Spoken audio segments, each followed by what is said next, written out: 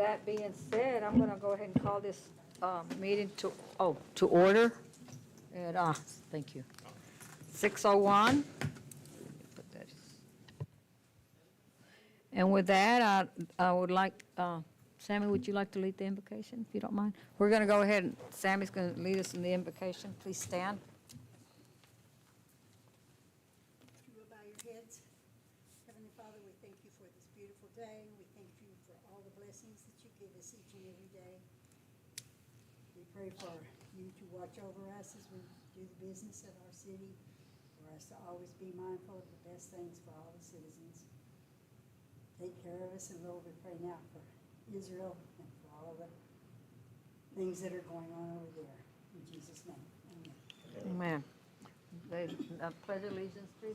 Pledge allegiance to the flag of the United States of America and to the republic for which it stands, one nation, under God, indivisible, with liberty and justice for all. Okay. So, we do have a four. See who? This one's here, this one's here. Me and you. That's it.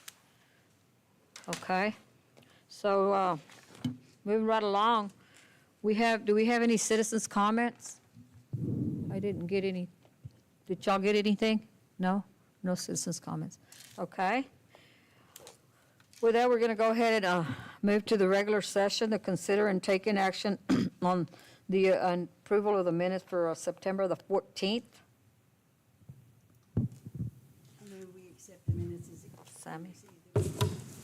I have a second? I'll second. First and second is, all in favor? Aye. Opposed? Motion passes.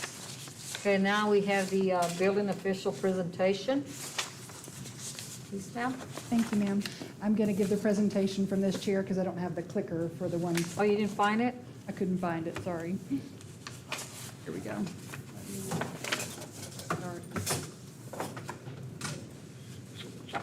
Okay, just to reiterate, there was some information that was given at the last meeting that was incorrect, so I wanted to show you the building codes that we reference in the city ordinances. So first off, this is from the section of our city ordinances, 6-114, talks about dangerous structures as a public nuisance. All dangerous buildings and structures within the terms of 6-113 are hereby declared to be public nuisances and shall be repaired, vacated, or demolished as provided in this chapter. And it also talks about the minimum standards for continued use or occupancy of the buildings. So with the minimum standards, regardless of the date of their construction, are buildings or structures that shall not be in a condition or have a defect which constitutes a dangerous building.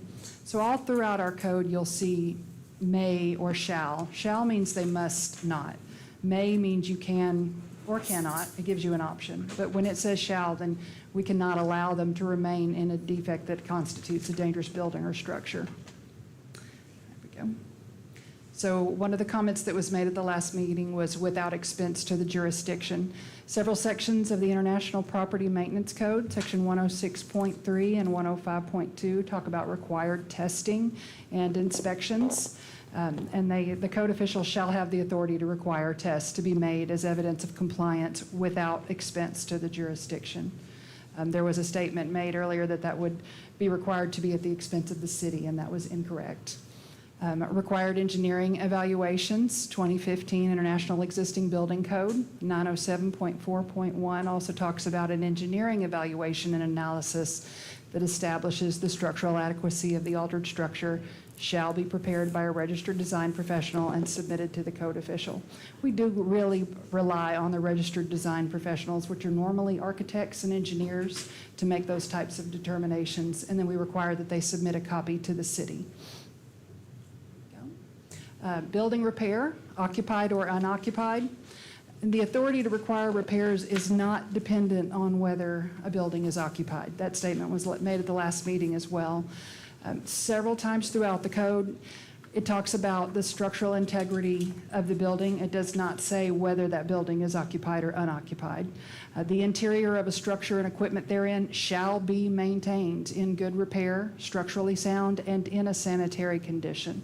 Does not say of an occupied structure, it says of a structure. And there's several instances in the code that state this as well. Section 101.2, the provisions of the IPMP shall apply to all existing residential and non-residential structures and all existing premises and constitute minimum requirements and standards for those premises. I'm not going to read every part of that for you. And then also the section 301.3 talks about vacant structures and land. Vacant structures and premises thereof shall be maintained in a clean, safe, secure, and sanitary condition. So as provided herein, not to cause a blighting problem or adverse effect to the public health or safety. So over and over in the code, and there's many more citations. I didn't want to bore you to death, but I wanted to show that whether or not a building is occupied, whether it's vacant or occupied, it still must be maintained in a safe and healthy condition. Let's see. And then the laws we reference for dangerous structures, again, are the Texas Local Government Code, the City of Freeport Code of Ordinances, and the International Property Maintenance Code. All three of these are almost identical. They quote the same checklists and requirements over and over and over again. So the timelines as a board that you are allowed to adopt, and I'll go forward here in just a second and show you the actual code references, but this is just a nice short list. So if you find a building to be dangerous, you can allow 30 days to secure and or repair or demolish. If the owner proves that they need more than 30 days to repair or demolish, you can give them up to 90 days if the Board of Adjustments establishes a specific time for commencing or performing the work, and if the owner secures the building while that work is being performed. Now, you can give them 90 days if the owner provides scope and complexity of work that requires more than that. You can give that if the owner submits a detailed plan and a time schedule at the hearing, if the owner submits progress reports to the building official throughout the repair process, and the board, you may order them to report to y'all on a consistent basis so you can keep track of those. And this is actually followed up by the law. So Texas Local Government Code, Title 7, Subtitle A, Chapter 214. This is the specific legal requirement that we're talking about. I just summarized it for you. But this is the actual section of the code that says if to give more than 30 days, the municipality shall establish specific time schedules. So everything I've just described to you, these are the legal requirements for them. This is when with more than 90 days that a municipality may not allow the owner more than 90 days unless the owner submits a detailed plan, establishes that it can't be completed within 90 days. So all the requirements that I summarized for you. This is the legal requirement from the local government code. Okay, moving forward, this is our first item. So are you going to do the presentation and then we open the public hearing, or? Do we open the public hearing? And Yeah, open the public hearing. Okay, so at this time, this time, 6:09, I'm going to go ahead and open the public hearing to consider and take, excuse me, take action on request to appeal the determination for the building at 226 West Park, legal description, Freeport, Block 44, Lot 14, S 10, Lot 16 and 17, property ID 209323, that violates Section 304 and 302.7 of the IPMC. So, First off, I'd like to apologize for my typo. On the PowerPoint presentation, it says 226 West Broad, and it is 226 West Park. So that's West my, Park, yeah. when I was doing the PowerPoint, I was incorrect, sorry. But ours is correct here. Thank you, Okay. ma'am. But Okay. at 226 West Park, back in July, I received an email. The sender did not sign the email, so it was just from crazyjake2591@gmail.com. And it was just an email complaint about some falling bricks off the side of a building, and includes several photos. In fact, the photos on this picture are the ones, there was about 5 or 6 included in the original email. And so at that point, I assigned Code Enforcement Officer Patty Veazey to investigate. She investigated the concern. She found it to be valid. So she sent a certified letter to the owner of Park Avenue Lofts to Jeff Pena requesting that he make the necessary arrangements to correct the violations on or before August 26th. The letter stated brick is falling and need to repair the wall. The certified letter was returned to the city of Freeport unclaimed. However, a regular mail was sent to Mr. Pena and was not returned. There we go. So Mr. Pena sent us a certified letter requesting an appeal to that decision. As of today, the property is in still the same condition, hasn't been repaired, and the hazardous conditions do still exist. You can tell that some of the bricks are falling off. Now, the sections that were referenced in the code, section 304, exterior structure, there's several sides of 304 that talk about the exterior of a structure. Number one, it shall be maintained in good repair, structurally sound and sanitary so as not to pose a threat to the public health, safety, or welfare. Also in 304, it talks about unsafe conditions, siding and masonry, the exterior walls, veneer, trim, wall facing, all of those things apply to the brick that's falling off the property. The section that is not applicable, when we looked over this, we referenced IPMC section 302.7. It does address walls shall be maintained safely and in good, sound and in good repair. However, this section of the code actually refers to accessory structures, and it does not apply to this particular one in question. Also, because this is a unique situation, might be historical building. There are different regulations, but they also apply to the same thing. So Chapter 12 of the International Existing Building Code also says that repairs to any portion of a historic building shall be permitted with original or like materials and original methods of construction subject to the provisions of the chapter. 1202.2, unsafe conditions. Conditions determined by the code official to be unsafe shall be remedied. And 1202.4 is replacement. Replacement of existing or missing features using original material shall be permitted. Partial replacement for repairs that match the original in configuration, height, and size shall be permitted.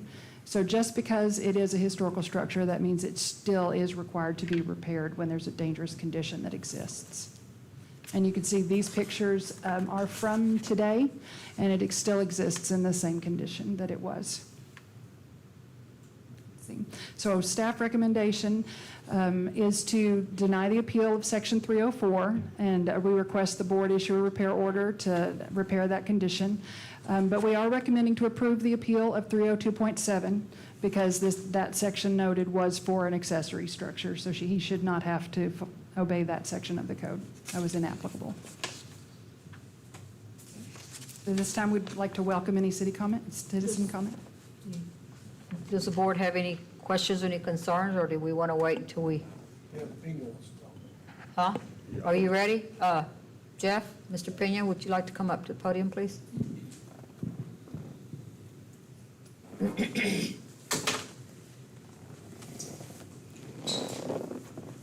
evening, everybody. I have a couple of handouts here. You guys probably have copies of these letters, but let me just go ahead.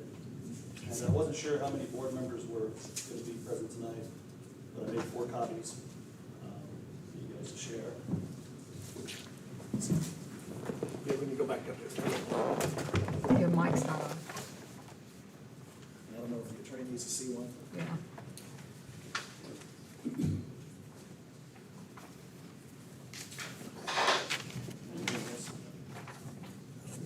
Testing, okay. And then I have another packet.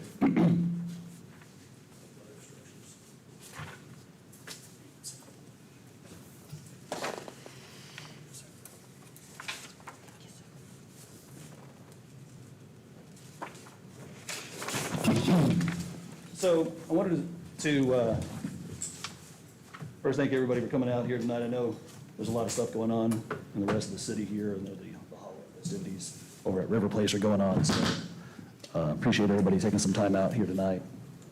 I guess I want to first start off with my first request is that we actually postpone this hearing on the grounds that I'm not sure that, and I had a conversation with David Olson this morning about proper notice being given.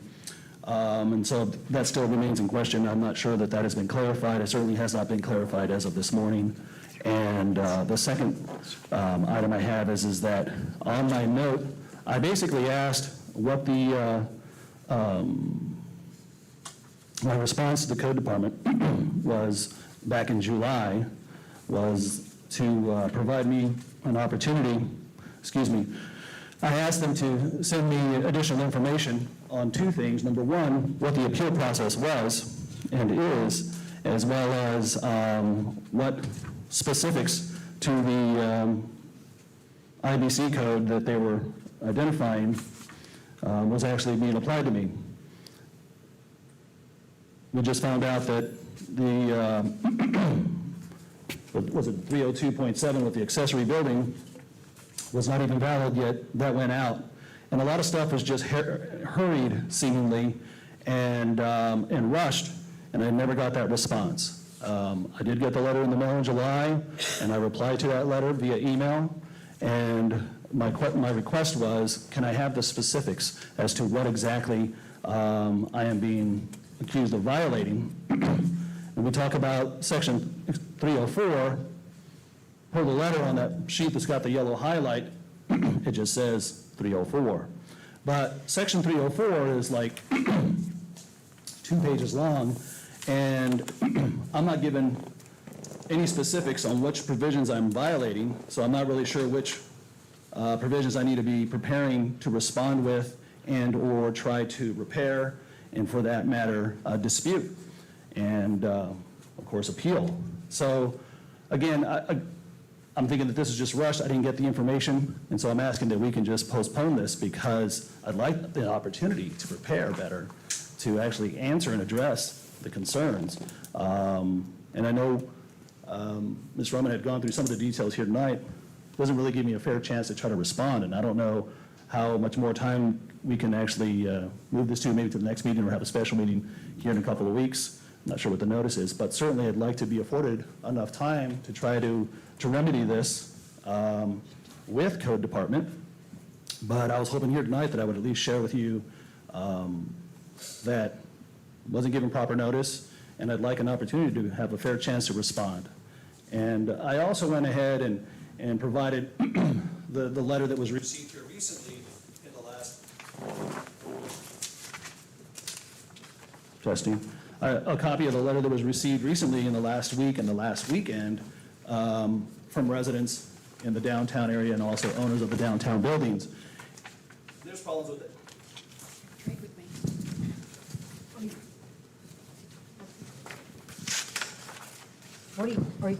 Are you referring to this one? Yes, ma'am, that one.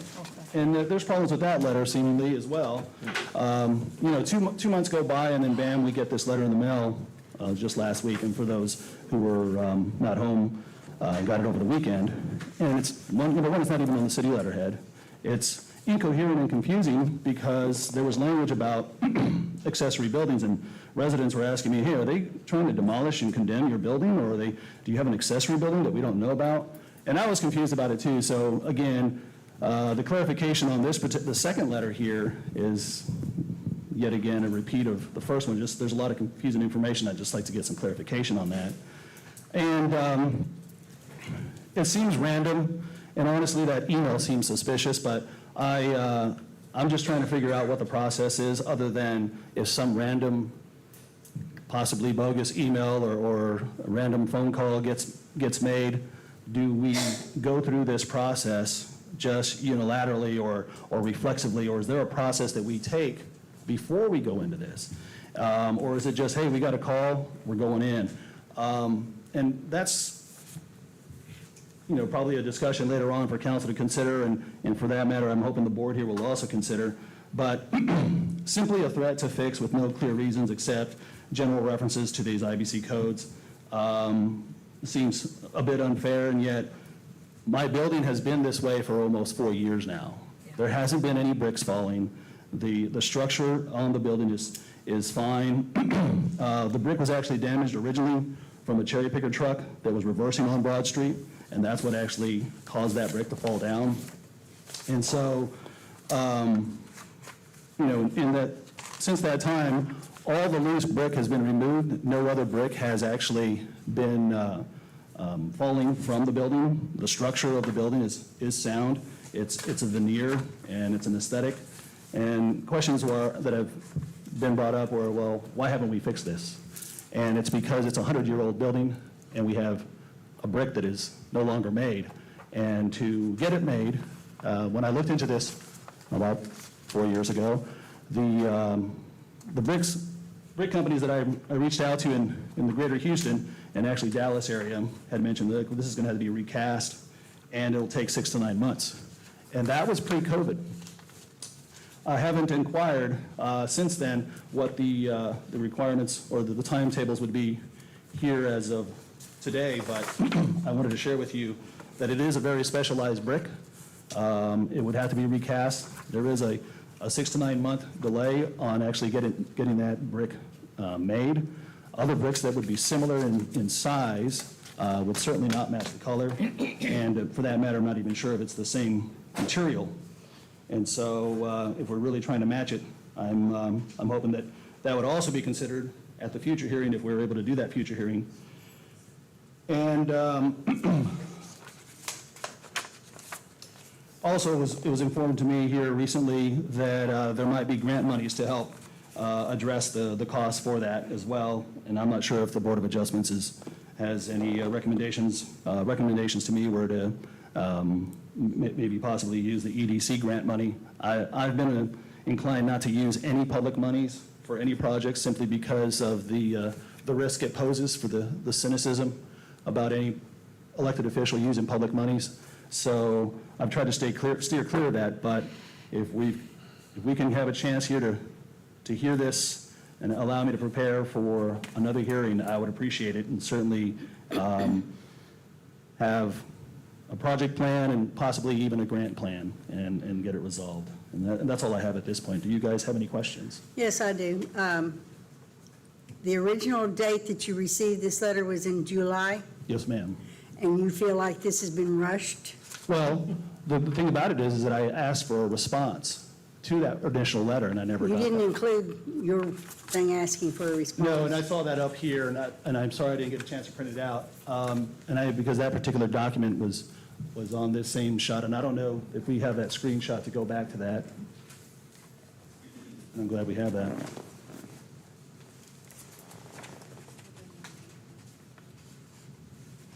But you have had 4 years to fix it. Well, you have to remember, my first concern was whether or not it was secure, and if it was safe, and if it posed any hazard, and it did not. So the materials, yes, ma'am. Who made the determination that it was not unsafe or whatever? You? Or No. who, an engineer or somebody? An architect. Okay, you have that report? General contractors, and those individuals, I'm being informed that those are the types of letters that would be needed to bring to the board. And so, again, trying to prepare what would make sense for this particular type of hearing, and that's why I'm asking if we can reschedule this so that I can prepare those documents so that we can make a sound judgment on this. I'm not asking for any preferential treatment. I'm not trying to change the rules. I'm just trying to have a fair chance to apply to them or to respond to them. To me, once all the arguing's going on about the codes and all that stuff, the main thing is, it's gonna have to, the people that are walking down that sidewalk are gonna need to be protected.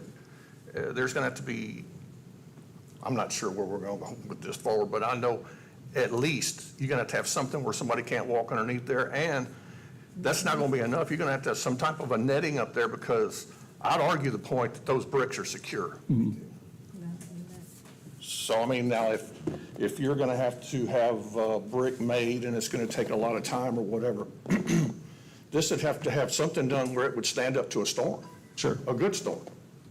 And in the last 4 years, for all the storms that we have had, it has. But So we can take one brick. no doubt to do additional securing, and for that matter, safety netting. That's certainly doable. If that means we put either scaffolding so the folks can walk through that sidewalk space like they do in a lot of downtowns where there's major construction, or if, I think somebody had mentioned, I think on the previous literature that was presented to to council was is that there was some kind of barrier so that the sidewalk was blocked off on that particular section. You weren't concerned with, I mean, you rent this out here, you weren't concerned about the people that were renting there and walking underneath it and? Oh, I was concerned. That's why we had, all the loose brick was removed, and all the brick that was affixed that could not be pulled with pretty strong force without trying to chisel it out or hammer it out was staying affixed. We were trying to demolish the whole space on that, thinking that, and at the time when it was first identified and assessed, and for that matter, cleaned up, the knowledge of the brick was not made available yet. So it wasn't until after, okay, first things first, let's clean up the spot, let's make sure what the problem really is and what it's not. And then after that, okay, let's see if we can actually find the parts of this to replace this. And that's how that played out. When did you do And that? I'm sorry, I didn't get your name. I don't think we've ever been introduced. I'm Jeff Pena. And your name is, sir? Barry Simmons. Thank you, Barry. Mr. Simmons. I'd like to make a motion, we deny his appeal and start this process where you fix it or secure it within 30 days.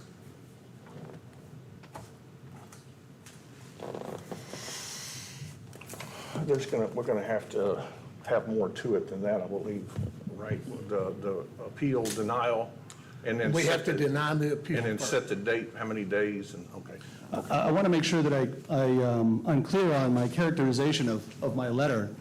My letter was intended to communicate to ask the question, what is the appeal process? Because around this time last year, the building behind me was a blue building on 112 West Broad, and I tried to renovate that property into 5 lofts, multi-purpose lofts. It's currently just a dilapidated warehouse. I got a building permit to start construction. I had all the architectural plans and everything else. And then I got the green light to do it. I was asked to get a roofing permit. I did that. We completed the roof. Once the roof was completed, I got red tagged and the project was killed. I then appealed that process per the instructions of the city staff, Mr. Kelty and Ms. Roman both. And so I followed that pattern or that process, vilified for following that process because I came to the Board of Adjustments. And then I was asked to go to the county court to appeal. And in that process, 9 months later, I get to the court, and they say, oh, well, you forgot to put in one document here to document the appeal process. And I'm thinking to myself, guys, aren't we supposed to be pro-business? Shouldn't you have told me that during the appeal process in the spirit of, hey, we want to make sure you do this investment and development in downtown? Versus cat-mousing me all the way till May of this year, and then I'm told at court, hey, you didn't have that one form, so gotcha. What you were doing there was not appealing to us, you were appealing what we told you. Right. And at that time, we asked you to go back to, you were part of a group that made a rule and then wanted to change it. And we said the rule needs to be changed if that's not going to work. And then you appealed our Right. decision. Well, So appeal there no, is not but, against, no, I guess what I'm trying to appealing us. convey is that the appeal process wasn't clearly communicated to me a year ago on a different property, on a different matter. And so I want to make sure that that doesn't happen again. I'm just asking for a fair shake so that I understand clearly what that process is. And so in my letter, because I know that if you don't respond within 10 days, you're automatically in violation. So I had to respond. And so my letter, I'm asking, can we get some clarification on those items? And for that matter, what are the details and specifics of that appeal process? Because I don't want to get caught again without knowing if I have to appeal this at the court level. I don't want to get to court and say, hey, well, I was never given the information, because that's exactly what happened in May. And that's, I hope that answers that question. Casey, I got a question. Is there more documents that he's needing? I mean, what is it's, to me, I guess it's pretty cut and dry. I mean, the building needs to be repaired, and we need to make sure that our citizens feel safe, whether it's falling or not, whether he says his engineer, somebody told him, oh, it's safe. We need to make sure that our citizens feel safe when they walk under there. We have, things going on downtown. Now, my question to him, I'm a little confused because he said he went through the other appeal with the other building and now he doesn't know what to do here. I mean, what else does he want? What else can we give him? What?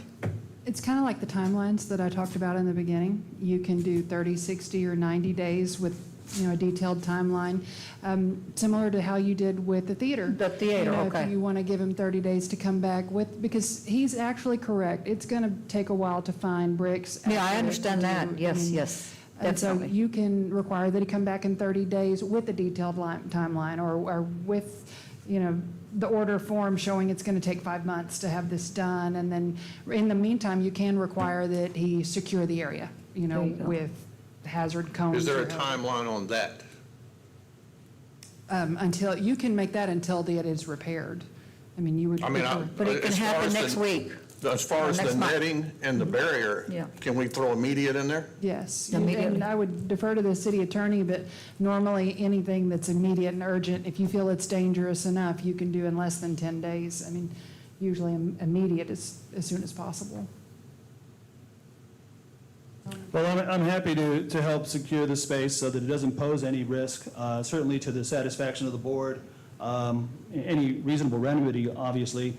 But, if the city wants to provide those barriers that we can put on the sidewalk, that'd be great. And then in terms of the netting or any other securing of the brick, that would be also satisfactory. Let me do some research on that and what would be viable, then I'm happy to bring that back. Now, tell me. I'm not here to say I don't want to fix the brick. I'm not here to say I don't want places to be unsafe. I'm big on let's make it safe, let's make it clean, let's make it fair. That's all I'm asking for. My question to you is, how long has this been going on? I mean, you own this building and you've all, you knowing who you are, and you just let it go. Now, if we wouldn't have asked you to do anything, would it just still stay there? I mean, how long would it take you to fix it? Well, so. Or to make people feel safe? Again, my whole deal on this was a couple of things. Number one, was it safe? And so when I was informed that it was safe and shown that obviously over the last 4 years, through all the storms that we've had over the last 4 years, both rain, wind, winter, snow, sleet, ice, all of those different elements have not caused any additional movement to that brick. It looks cantilevered, so it appears, it must be loose, but I can assure you, we can go up there. I'm happy to go doing a field visit and get on a ladder and try to move those bricks again. But, so that's the whole deal. To answer your question, Ms. Morales, is that since the original investigation of whether or not it was posing a danger, whether the brick was loose, and it was found that it wasn't, and it didn't pose an additional risk, and then you combine that with the long-term effects the long timetables to actually get that brick, and then the cost prohibitiveness of it all. So in terms of the cost, that's another matter. So that brick is specialized, and they will not recast a brick unless you buy 6 pallets. Well, the estimate on that brick repair is about 1 pallet. So you're looking at 6 times the cost on that. So when I was recently having a conversation with another resident, they were explaining, hey, you might be able to find some historical preservation grants and or the EDC grants. But again, I haven't been inclined to pursue any public grants, like as I said earlier. But if that's the position I'm placed in here to try to remedy this and try to repair this at that higher expense, then I'm going to have to pursue additional grant monies and assistance. I'm going to be a smartass here, but remember when I was on the EDC before I got kicked off, I recall telling you to step down from the EDC so you can get your grant, and you refused to. Now here we are. But I didn't apply for a grant also. But you could have if you would have stepped down from the EDC is what I was trying to tell you. I want to still state that I want to recommend the staff recommendation to deny the appeal and give him 30 days to get that secure and start a plan for repairing the building. If I may, one last time, I'm not trying to appeal, I'm just trying to delay so I can get prepared, and then have the plan for us to It move was forward. appeal for us on this. Well, I'm just trying to explain that, I'm just trying to get clarification first. I can't appeal what I don't understand. Oh, and the last thing here I have, and in terms of what I feel is, again, some selective enforcement, I have this handout here that has at least 7 different buildings in the downtown area that also pose structural risks. The first one here, right here on Park Avenue at 206 White's Cafe, you have the brick also cracked and detaching from the main fascia. You also have the EDC building at 210, and that particular building has its roof missing tin flashing. Another time they had that I-beam cantilevered over, and of course the risk on that building. We're getting off It's- subject, Jeff. We're talking about your building. No, I understand, but I want to make sure that there's context in terms of how I feel that I'm being unfairly Okay, here we attacked when go. there's No, all you're of not those other being- buildings that are failing the same, posing the same risk. You have a health risk here on White's Cafe on the back. You get on Broad Street, you have on the 4th page, it's a building that has no roof.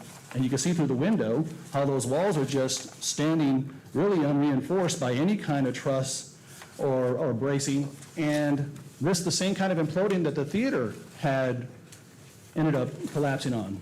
And then a couple of doors down, you see the same thing at 129 West Broad, and the fascia on that is fallen over. At 131, you can see the brick, the fascia, it's a cement rock stucco that is half off of the building. And I show another picture of another building here at 125 West Broad, and you can see all the beams that are rotted out. And this particular building, you can see this on the side of the building, is similarly in the same condition that the EDC building is in. And so, and then on the 7th page, I show a little closer picture of 129 West Broad and how that brick is, or that cement rock fascia is completely peeled off. And then Okay, we don't know for sure, and you don't know either whether they've addressed those properties or not, so we're not here to discuss theirs. No, I We're here to understand that. discuss yours. I just want to make sure, though, that it's made, that whenever anybody gets a notice, I get notified. And I haven't been notified on any of these other buildings having any issues. Any building owner that has been notified by code department has in fact notified me, simply because, obviously, I'm councilman downtown, but also very vocal and very involved with a lot of the different businesses and the owners and the properties downtown. And that leads me to the next thing here, you know, when we're talking about different ordinances and violations of safety. I know here recently at the recent Main Street Board meeting, the issue was brought up about the deck that's over here on 2nd Street across from Sweet Teas, and how that poses a windstorm violation. There's no windstorm tie-downs, and you can see I that. would like to note that most of those addresses do have open code enforcement complaints that Patty's currently dealing with, and that is not on the agenda tonight. That's what I'm saying, we're getting off the subject right now, we're not talking about anybody else's property. I understand you gave us pictures and showed us examples, but right now, we're here to deal with yours, not anybody else's. No, but I'm trying to just provide context in that. We're not trying to pick on you or anybody, I'm sure everybody will have their day to come in front of us. These buildings have been that way since long before I arrived in Freeport, and obviously we have new construction that is posing an additional risk. And so I'm just asking for a fair treatment on this, not only from code enforcement, but through this process of appealing, that I be afforded some additional time so that I can in fact appeal. Okay. Can I have there's a question, there's a comment in the audience, can we see I'd like to hear what you have to say, somebody. She had her hands up. Who is, I can't see over this, who's? Ladies first. I'm sorry. Two Sandras, which Sandra are we talking about? I can't see over my thing. Sorry, guys. Because we're short, Nicole, we're short. Sandra Levy, 311 West Broad Street, Freeport, Texas. The only comment that I have, because I don't want to get involved in all of this other stuff, but we are members of the Main Street Committee, program again. And I know that when I was part of that group before, and we went to the Main Street meeting, there is a group of people there. There's a whole committee that works with historic architecture, and because my concern for the building is that it is historical. And they do have access to different people across the state and also across the U.S. that have recaptured brick and things that are historic, and they've got an index of that.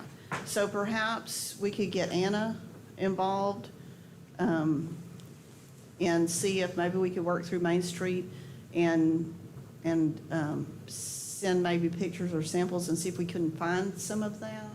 There's actually a website, it's called historicalbricks.com. Right. And they use that in the city of Galveston a lot. There's one of their distributors is in Dallas. And if you send them pictures of the bricks, they'll help you match it, because you're allowed to use like material, it doesn't have to be Yes. exact. Yes. And that, I would they can just do say, that. I mean, I Yeah. think it'd be worth sending pictures of it to Main Street and seeing what they could come back with, because, I mean, now that we're part of the program, we might as well utilize that.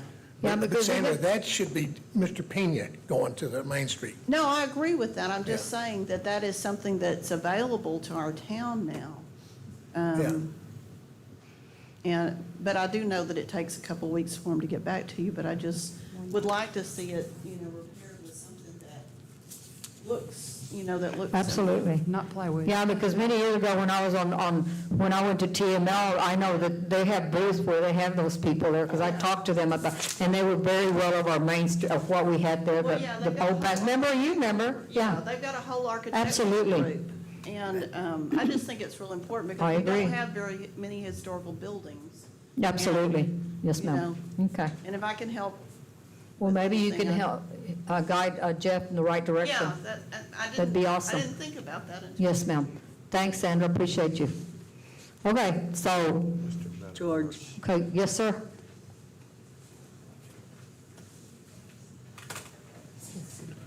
Hi, George Matamoros, North Avenue, Freeport, Texas. There was a statement made that Mr. Pena wanted the city to provide the barricades. As a resident of Freeport, I would ask that y'all have him provide all barricades, especially with the Dia de los Muertos event coming up. I know I'll be taking my kids, and I would fear for their life if that was not barricaded before that. So I would ask that y'all make a recommendation to have that barricaded before that event happens. And that event's next week, correct? Yes. Dia de los Muertos? Yes. There's something. Next isn't there Thursday, something next down- Thursday. There's something this weekend, isn't there? You're doing the Fright Fest and stuff in the park. Yeah, next week is downtown, El Dia de los Muertos, the Day of the Dead, when they're having a parade and so on and so forth. So it'll be There's next week. something Saturday, Fall Festival Saturday. Oh, the Fall Festival, you're right. Saturday. Absolutely. Okay, so, anything else? Yeah, I'd like to respond with a couple of things here. Number one, the city has those out for every festival, so they can easily put those there on that sidewalk. I'm not asking for any special treatment, and I'm sure we can get it in there before the festival occurs.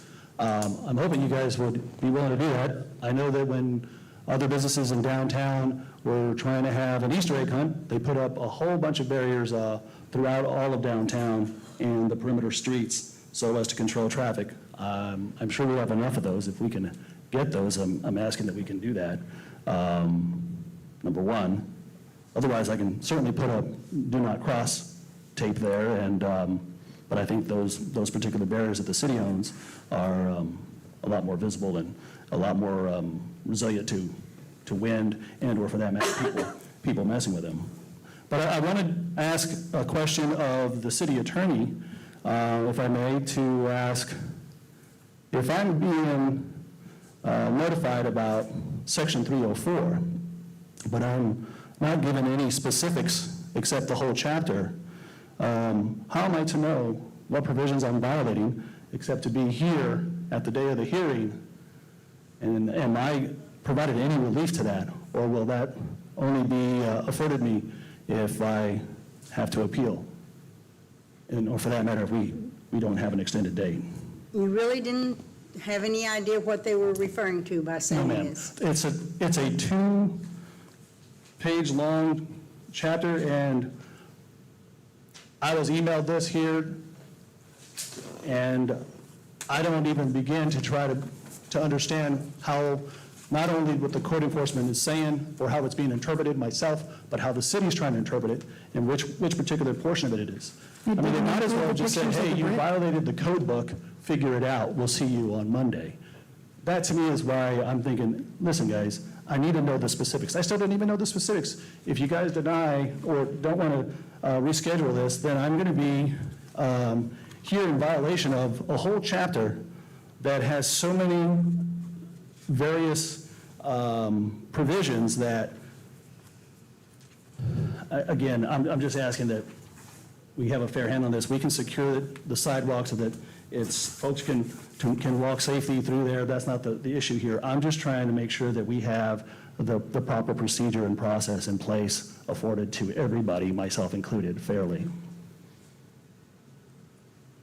And so I don't know how I need to form that in the form of another question. Well, so just, I guess I probably help if I clarify. I'm obviously reluctant to give advice to someone that's coming before the board. Speak into the mic, please, sir. Yeah, turn it on. Yeah. I'm reluctant to give advice to someone that's coming before the board in an appeal when I'm currently sitting in the seat advising the board. So that's the source of why I don't think it's appropriate that I answer. When you say 2 pages, are you talking about, I have section 304, exterior structures. is this the 2 pages right here? What's the last, I have section 1 through 13, is that what you have? Or 1, I 2, will clarify, the letter stated brick is falling, need to repair the wall, and there were photos of the wall itself in the picture as well. Again, trying to understand what section of one of the larger chapters in here to figure out which ones of these 13 sections it violates. That's all I asked, was that clarification, and I was never given it. I can't appeal unless I know what I'm appealing. Do all these pictures and everything on here let you know what needs to be done? Well, I want to know what I'm being told that I'm violating. Obviously, I can understand, hey. Brick falling and hitting somebody in the head seems like to me, I'm just looking at what I Sure, see here. but there's no bricks that have fallen there. They haven't struck anybody. It's like, I've already. Yeah, but I've you already. need to be the one that turns this around, or my kid or something like that. I'm sorry? I said I would hate for it to be me or my children or somebody I know or a citizen of Freeport or a visitor or somebody like that takes a brick on the head for somebody to say, wow, we should have done something with that. This is supposed to be like And the liability. proactive, not reactive. Completely and entirely. But I can also tell you that the assurances that any property owner is going to have, residential or commercial, is always going to be that they rely on their own experts, number one, but also that the fact they have insurance. So yeah, I mean, that's why we have liability insurance. So in case anything happens, I mean, the brick could fall on any of these other structures, my building as well, even if that particular space wasn't damaged from the cherry picker truck. But here we are, we're talking about the what ifs, and I'm saying that's fine, but at least let me know. And I don't want to get into a whole bunch of guessing and how is it phrased, hypotheticals. I was just saying, yeah, we can secure it. We can have the help of the city putting in some barriers or not, or I can just put up the other barriers, but I'm trying to make sure that I have a chance here to come to the board with a prepared plan here, and also the opportunity to appeal correctly, knowing exactly what I'm supposed to be appealing, not simply because, hey, these pictures look like they're high risk. I want to have the opportunity to convey that they're not. Well, Jeff, I know enough about business to know that if one of these bricks falls tomorrow and hits somebody, we were gross negligent, and you are too. No, I don't believe that's the case. Well, it is the case, because we've already talked about it being Ask the city possible. attorney here if that's the Ask him. case. Who would be liable in that case? Business owner, wouldn't it? For what? For if the brick fell off the property? Yeah, if I'm walking by and the brick hits me on If the tomorrow head. somebody walked by and the brick hit, Property owner would be. Yes. would anybody here on the board be at gross negligence? We would be invited Would they be into held for any, We didn't take would it. they be held for any gross negligence? Would the board be held for failing to take action? Yeah. Nothing's impossible, but it's a hard argument to make. Well, What happens every day. cover all bases. So Yes. before you make your motion, just the notes that I took down here, as far as what you said, denying the appeal, and no 30 days on the netting and the barrier, immediately. Mr., can I And ask you? also to have the owner supply the barrier material and the netting material, because if something does happen, he's gonna be liable, so he needs to be in control of what he does there, and also it needs to be okayed by code enforcement after it's installed. And, And this, We can and add that. also after the immediate netting and barrier, 30 days to repair, or come back in here and let us know what the plan's gonna be. I can modify my motion to cover that. Just right. okay, I got one more comment. Do you have a comment? Yes. Can we listen to the comment real quick and then continue, and then we'll cover the No, that's motion? fine. I just want to make sure me and Kenny was on the Yes. same page Is here. that good? Okay, go ahead, Mr. Reyna.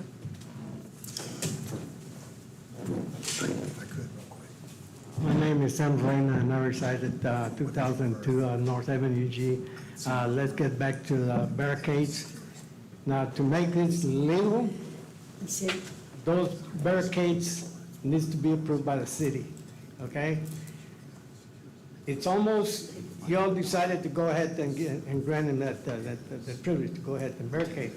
But he has to submit a request to place those barricades. The state law says that if you're going to barricade a public street or a public sidewalk, you need a permit. And you also need a time frame from 8 to 4 or till the end of the project, whatever. But he can get all this done tomorrow, but let's do it legally. Let him submit his request to place those barricades. Let the city manager, assistant city manager approve it, and then you can go ahead and place the barricades, and it's all legal. That way, if anything happens and we're liable, we've already approved it and it's legal, so do it the right way. Let him get his permit to put those barricades. Thank you. Thank you.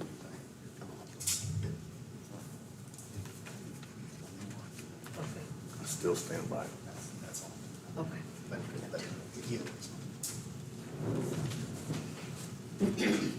I have one other question. Go ahead. So I'm not sure if the board is going to consider what Mr. Reyna had just explained. Thank you, Mr. Reyna. And Mr. Reyna, like myself and Ms. Morales, we don't agree on a lot of things, but I can agree with that. And I'm happy to always work together with either one of them when there are agreeable terms. But that all said, I'm also curious, what's the legal timetables that are allowed for this kind of expedited enforcement? And we're asking for this to be out, a letter tomorrow. I'll just ask it verbally today, on record. I'm on record, standing here, asking the city to do that, if that's in fact going to help limit the legal liability. But I'm curious, what are the time regulations on this, for giving notice to the city, for getting notice to be able to respond? Is it at the I guess, the will of the board or the city to dictate what those timetables are? Or am I afforded a legal window of opportunity to actually respond? No, it's spelled out in the ordinance, section 6119. 10 days notice of the hearing. Okay. So for the record then, I have up to 10 days to get it secured, but I'm telling you, I'm happy to make sure it happens within those 10 days. Notice of the hearing. That's notice of the hearing. No, that's not my question. My question is, in terms of the barricading of that space, to make a formal request of the city to put those barriers in place. Okay, you want to ask the city to do it for you, not you put them up. Is that what you're asking? I'm asking. For us to if the provide city- If the city has those barriers, which are going to actually be in abundance for these upcoming festivals, to leave them up and leave them on that sidewalk. Or you want them left If I there need to- forever until if you I get need ready to do what you need to do? If I need to make a formal request on that, I'm just asking, what are my legal rights in terms of what that response is? Or am I at the mercy of, like, do it this very minute? And if it's this very minute, then I want to go on the record, no letter necessary to make that request. If in fact Mr. Rain is correct in his legal opinion of stating that the city would be in its own interest to put those barriers out so that it does limit any kind of potential 1 in a million liability chance.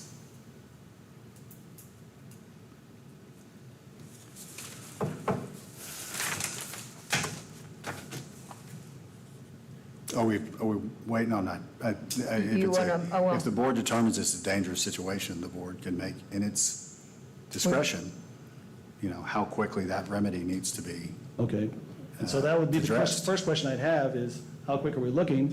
And then is, if Mr. Reyna is correct, to make that solicitation here this evening, so that the city is not in any kind of risk, as you say, anything's possible, and so that nothing is possible, that we have those barriers put in place. Am I wrong? If the city puts the barriers up there, then they're going to have to keep checking on them all the time. I'm sorry, I didn't hear the question, and like I said, I really want to be The careful question- the about que- providing legal advice. Not for me, I'm asking for To legal someone. clarification from the board, so that the board is no longer at risk, so that the city is no longer Well, at if the risk. board has that concern, the board is more than happy to ask me that question directly. I'm only asking it because another citizen brought it up as a remedy. To the Again, problem. same, it's that this is not unique to you. Anyone that would ask that question, I would say the same thing. If the board has that concern, they can ask me, and I'm comfortable answering that question. I have a question for Ms. Roman. If the city installed the barriers, not the netting, the barriers on the sidewalk, who's going to be responsible for those barriers standing up, placed in the right place, somebody's not crawling over them? That's going to be, y'all are going to have to be over there looking at that all the time, correct? If you If require he it, installs the barriers, he's responsible for them, and he polices them. So I got a question for you, Mr. Peña. So do you have an issue with just getting some yellow tape and putting just putting the No, thing? not I at mean, all. what is the No, big no. deal here? What is the issue? I have yellow tape, I'll bring it to you. Yeah, no, that's not the problem at all. I have. What is your, I mean, I wanna make sure I'm that- just want our citizens and our kids to be I'm safe, happy to put that yellow okay? tape up there. That's not a a done deal right there. Okay, go ahead. Number one, I'm just asking if we want to do additional barriers to that space, that I'm asking if the city wants to provide those, since they're already going to be there, to have them there. I don't think so. Well, you guess what? I have a big open hole in my yard. Why don't y'all come and put up some barriers? I know I'm being a smartass, I'm sorry. Come put up some barriers in my yard, but just kidding. But I'm just saying this right now, my concern is the kids and the citizens' Yes. safety. Well, I'll- Period, question mark. The sidewalk is actually not my property. It is the city's property. So I'm not sure if that makes any difference to the decision. I'm not asking it to be in my front yard or my backyard, but I'm happy to help facilitate the securing of that space with the yellow tape, with the netting. If the city can provide those additional barriers for its public walk space, then I'm not real sure yellow tape is going to do it. Somebody crawls underneath that. It needs to be some type of a structural the truth of the barrier. matter is even the barrier would not. The only way you do it is you build a brick wall around the sidewalk. That'll work. I'm with you on that. But I'm not interested in all the code and denying appeal and all that. All I worry about, I see a brick fall and hit a kid in the Safety, head. that's- I don't want to see that. I want to make sure that we cover everything here, that you know what to do. We get our point across to you, and get it taken care of, and then with the, if the netting and the barrier is up, you can take your time with the, getting the brick. You can let us know if it's, how long it's gonna take. You need to have some type of documentation showing how long it's gonna take and all that, but at least it's safe. Sure. That's the main thing here. And I don't argue the safety portion. I'm just asking for some help. You know, at the end of the day, I'm just a steward of that building. That building's going to be here long after any of us are here in 10, 20, 50 years. And I don't expect to outlive that building. That building will be here another 100 years. And so this building is the city's building in many ways. It's the counties, it's the states. I mean, this is the first city in Texas. Is it that tough of an ask to have the city help with the barriers at least? That is not our purview, though. That should be between you and the city. Sure. That's And I'll- not, and should I'll not make be that part of request. this decision, I don't think. I'm happy to make that request. Okay. With that being said, any more questions, any concerns, any more? Okay. Comments? Yeah, comments. So with that being said, I guess we can go ahead and close the Thank public. you. Yeah, we got to close that. Yeah, we have to close the public hearing on this. And public hearing closed at 7:01.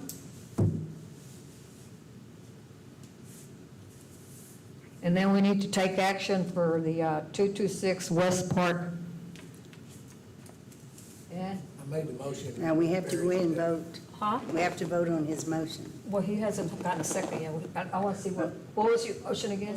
I made the motion with Barry's additions there. All these, All right, what I have on here, first off was the safety of the public, we covered that. One, deny the appeal. Two, immediate netting and barrier of the building there. 30 days to repair or return with a plan for repair. okay, And owner supply netting and barrier. okay. And if I second the Go ahead motion. and second. Okay, we have first from Kenny Hayes Wait. Finding, Oh. include a finding that the building is dangerous, that the building. to include what? Defining that the building is Also the including a danger. finding that the building is dangerous. I mean, I think that's implied in what. Yes. Okay. Did you hear that one? Yeah. Did you get that? Did you get it, Casey? Yes, so just to clarify. Yes. You're going to find that the building is dangerous, deny the appeal, give him immediate time, and when you say immediate, are you saying before the event on Saturday? Or just as soon as? Kids over there this weekend. Give him a week to do this. First thing in the morning is immediate to me. So I'm trying to give him a specific deadline that's easier to enforce. So tonight's Thursday. Next Thursday? Next Thursday's when they have that big thing going on down. Of course, they do have that market this weekend too, but next weekend is when we're going to have a lot of kids out there for sure. And then 30 days to either repair or return to the Board of Adjustments with a detailed plan Yeah. and the owner to supply barrier netting. Yep. Got it? With the, and it needs to be worked with city code enforcement as if the netting and the barrier is sufficient. Okay. Well, can we vote on this first real quick? Oh, so do the comment after the second motion? Okay, well, go ahead. Okay. I think it's been seconded. Yes, we Yes. got first Okay. and second, yes. I just want to be clear on this, that it was established that Section 302.7 was nowhere a part of this, Yes. this hearing at all. But by the same token, no specifics about 304 were ever given. And so I want to just, for the record, state that I don't believe that 304, I've been given yet the specifics of what I violated, and instead, what we've done is just simply decided to make a decision on Board of Adjustments based on these images, and I'm not sure that that's how the Board of Adjustment process is supposed to work with code enforcement. If code enforcement says, hey, we got a picture that we don't like, we want to see you next month, when there's no specifics being afforded yet. And so I'm asking, not only for the record, but also for clarification, is that allowed to basically make a judgment outside of the fact that no specifics on the section that was identified. Two sections were identified. One was eliminated, and the other one, I have yet to get any communication about what that was specific to the code, and yet we're making a decision based on these photos. And I can appreciate the sentiment on those photos, but I just want to make sure that that's understood, number one, but number two, ask the question, is that allowed? Ms. Roman gave us specifics on everything that they had, and we listened and we voted. Yes, didn't you listen? The Well, that's not the specifics point, are, is that I'm letter afforded it. stated. I'm supposed to be afforded Is the Follett need to repair the wall, quote, unquote. I'm just That's the saying, letter that I you should got. be afforded the opportunity to know specifically what I'm violating so that I can prepare to defend myself, and for that matter, prepare a response. And it doesn't look like that has happened. And I'm asking if that is, if, Can we vote? Yes, please. I Would you think please? we've covered everything we can cover. So the pictures itself that were Yes. included in the letter? The pictures itself that were included in the letter are the specifics of the violation. That is, I mean, as standard and common practice as it gets in code enforcement when it comes to specifics, Well, because it is but I- harder to explain, for instance, how bricks are falling and how high grass is in words, and very easy to do it with photographs. So I understand my- that we're my referencing this. answer to the board would be that the specifics are contained in the photos that were sent.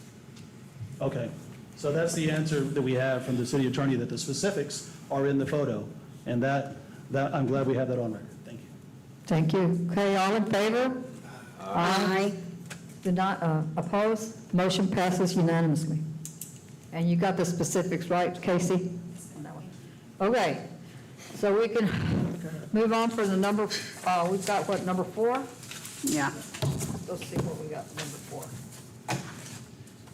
The consideration of unsafe structure on number 4 at 415 Velasco.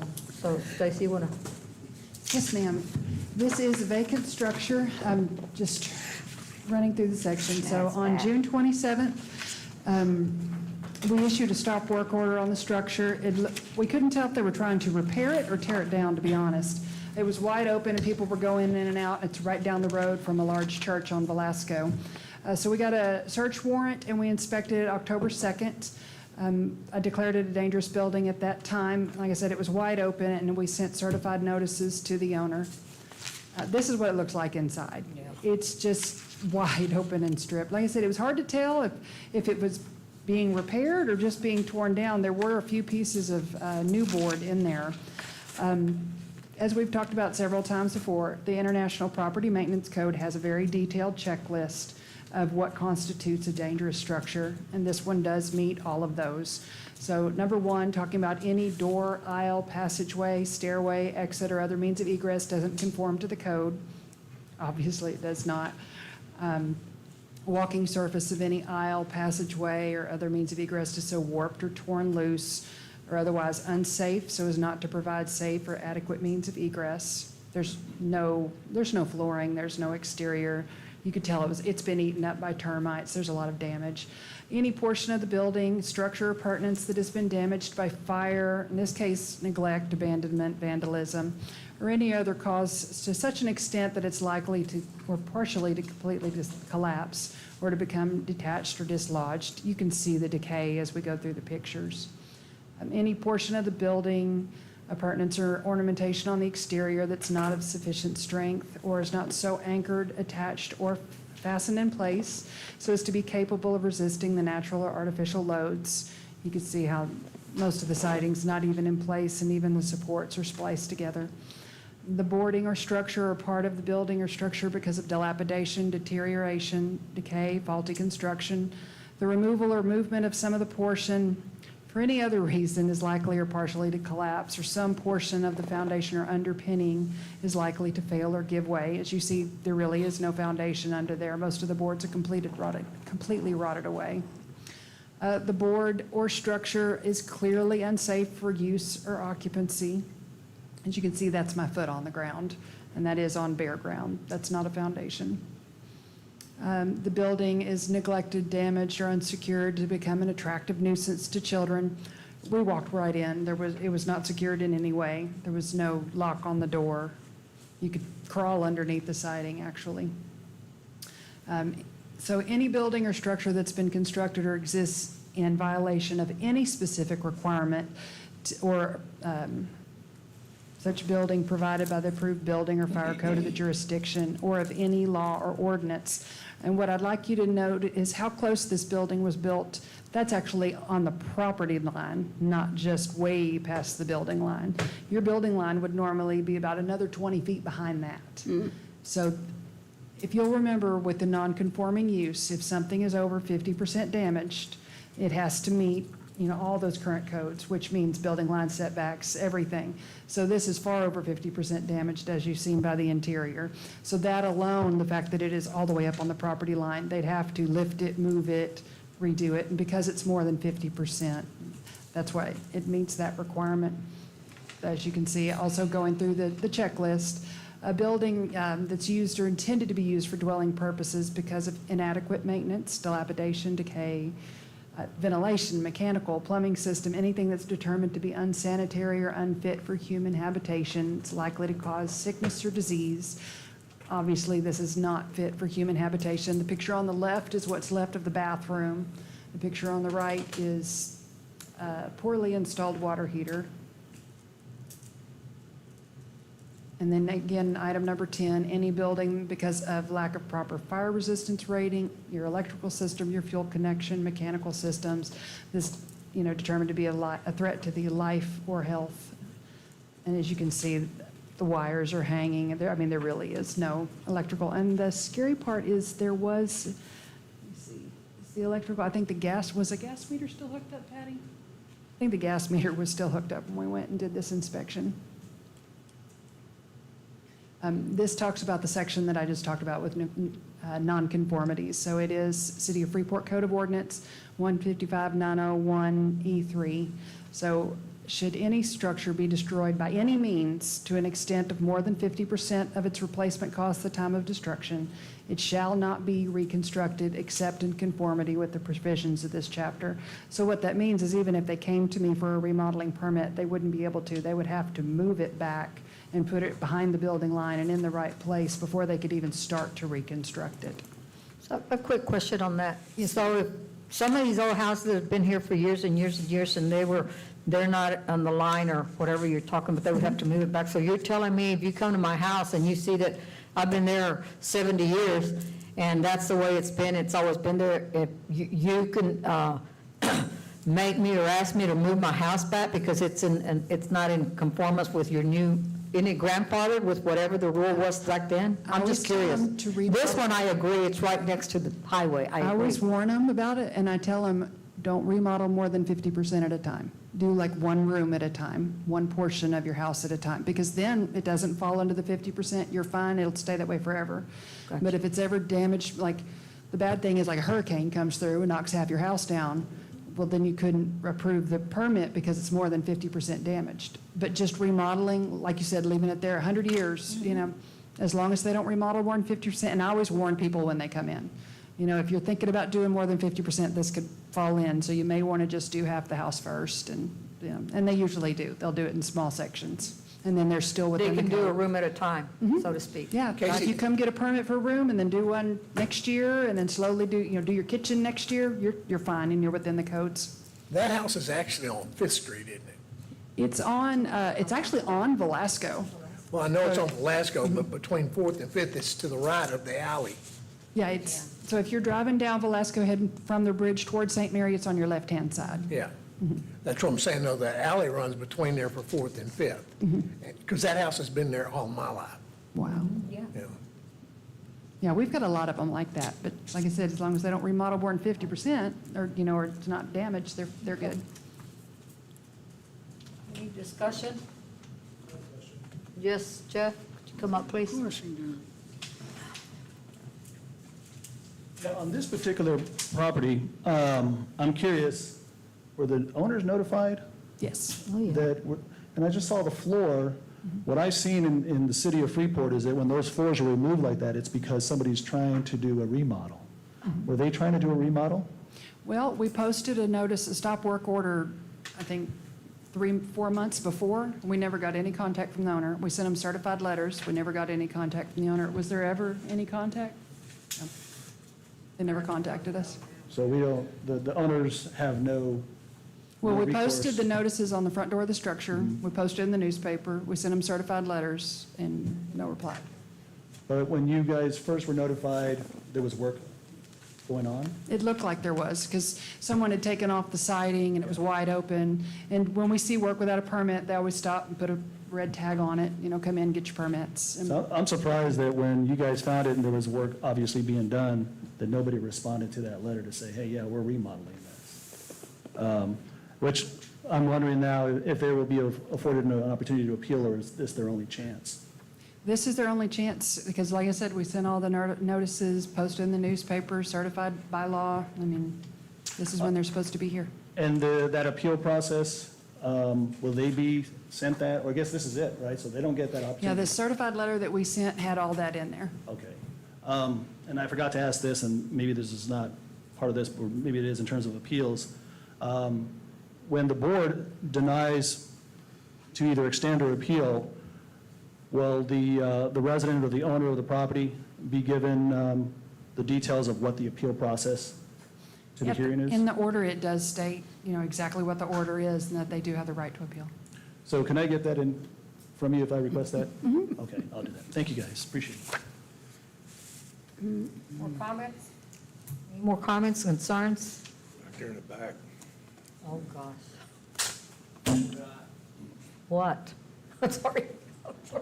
If I'm not mistaken, that used to be Mr. Chavez, one of Mr. Chavez's real homes. I don't know whether he sold it or not, but he had a lot of troubles renting that house on account of that electrical problem, plumbing problem. But Mr. Chavez passed away about 4 or 5 years ago. So I don't know whether it's heirs got the house or, but it used to belong to I Mr. guess they're Chavez. not, It's Alex Augustine Martinez out of Sugar Land. Martinez, yeah. Oh, okay. He Doesn't sold belong the to house. Mr. Chavez anymore.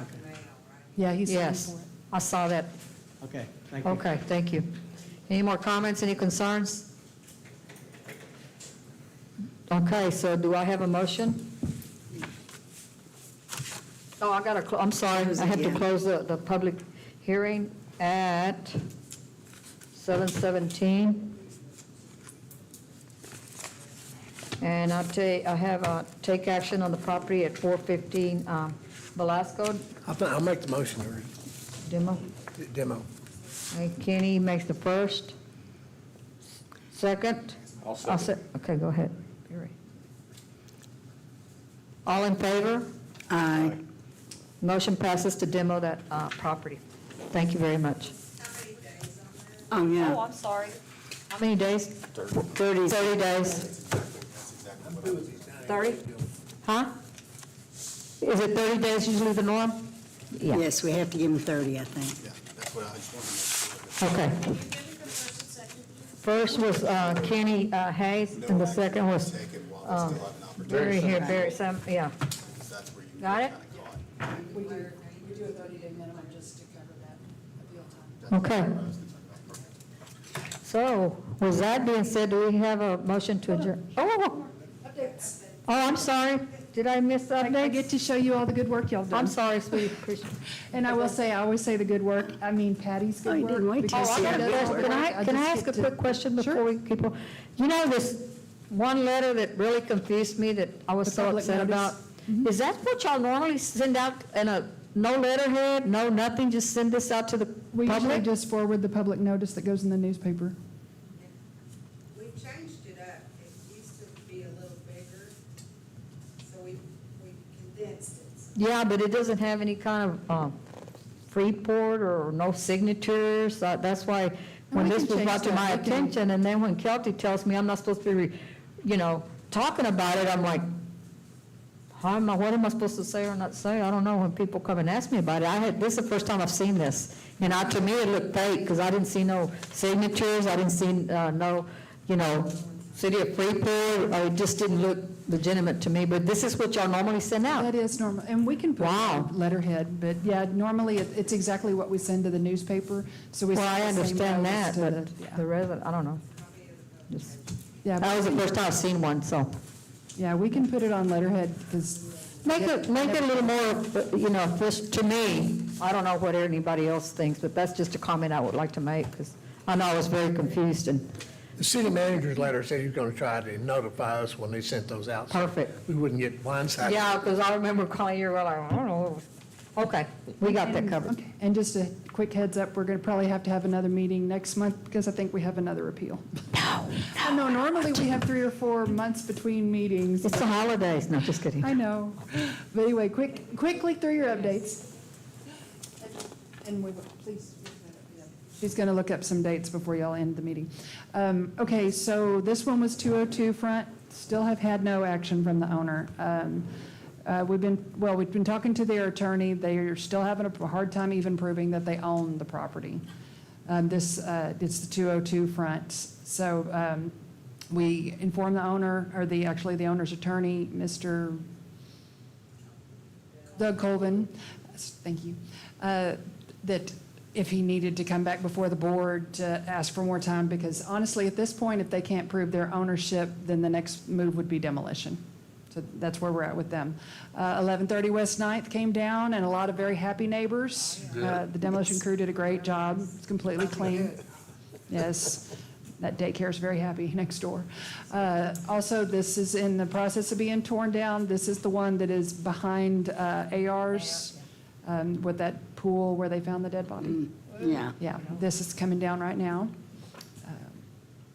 1712 West 5th, they actually obtained a permit to repair this structure, so that's great. They're working on it. 23. Was it the one that was the garage or the house? No, this is one of the houses. This is from a while back, that you had given them like 180 days, so Oh, it was okay. over 6 months ago. 23 North Avenue F, this was the ones on the corner, it's been torn down. 104 Mystic Harbor's completely down. 605 South Avenue H, it's also completely down. 1313 West 10th, which one was this one? No permit, this is the one with the accessory structure in the backyard. And they haven't pulled the permit yet, but they do still have until October 1st to do it. And then this one is, this is 215, back up. That's the theater. He hasn't come in, he hasn't gotten any permits, he hasn't even called about it yet, and the grass and weeds are pretty high as of today, so. I mean, and I'm, 30 days, didn't he? We gave him 30 days to get wasn't it 90? I think we gave him 90. on that roof. I thought we gave him 30 to get it started. He had 90 days to bring a plan back on. No, I thought it was 90 days to do, and the roof is I'm like still you, wide though. open. I thought the roof was, Yeah. Yeah, 90 days to bring the plan back and do the roof with the rest of the building. And so, like I said, so far, nothing. And I know we had all those horrible rains, and I'm worried that it's full of water again, but hopefully. This one, this was not ordered by y'all, the owners did it on their own, but there was a fire at 1730 West 10th, and so they demolished the structure on their own, which we always appreciate when they do that. And that's it.